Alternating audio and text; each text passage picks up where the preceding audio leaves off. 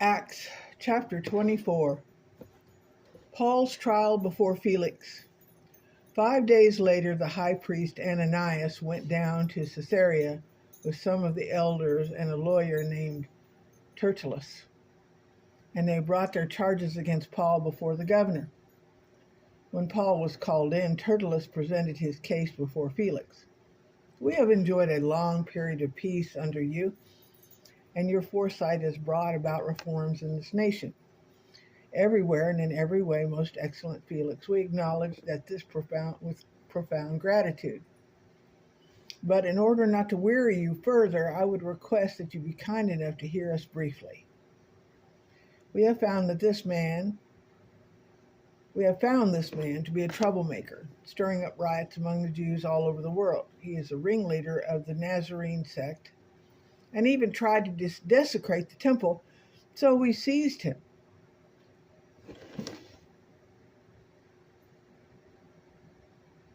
But the commander, Lysias, came and took him from us with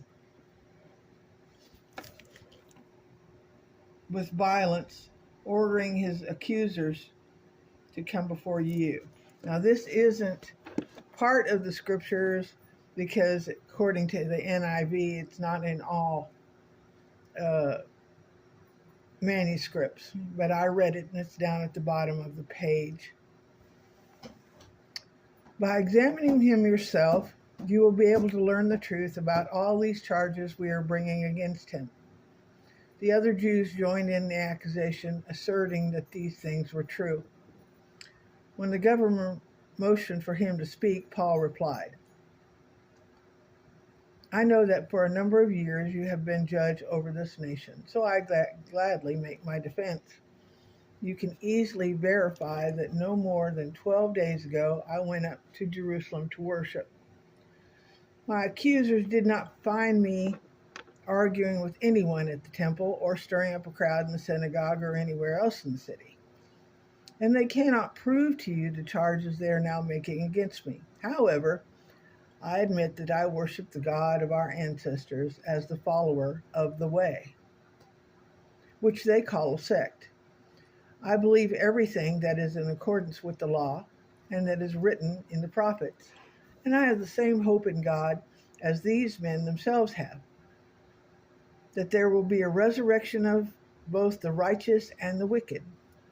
So I strive always to keep my conscience clear before God and man. After an absence of several days, I came to Jerusalem to bring my people gifts for the poor and to present offerings. I was ceremonially clean when they found me in the temple courts doing this. There was no crowd with me, nor was I involved in any disturbance. But there are some Jews from the province of Asia who ought to be here before you and bring charges if they have anything against me. Or these who are here should state what crime they found in me when I stood before the Sanhedrin. Unless it is this one thing," I shouted as I stood in their presence. "It is concerning the resurrection of the dead, and I am on trial before you today."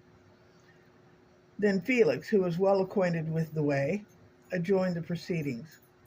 "When Lysias the commander comes," he said, "I will decide your case." He ordered the centurion to keep Paul under guard, but to give him some freedom and permit his friend to take care of his needs. Several days later, Felix came with his wife Drusilla, who was Jewish. He sent for Paul and listened to him as he spoke about faith in Christ Jesus. And Paul talked about righteousness, self-control, and the judgment to come. Felix was afraid and asked, "That's enough for now. You may leave. When I find it convenient, I will send for you." At the same time, he was hoping that Paul would offer him a bribe, so he sent for him frequently and talked with him.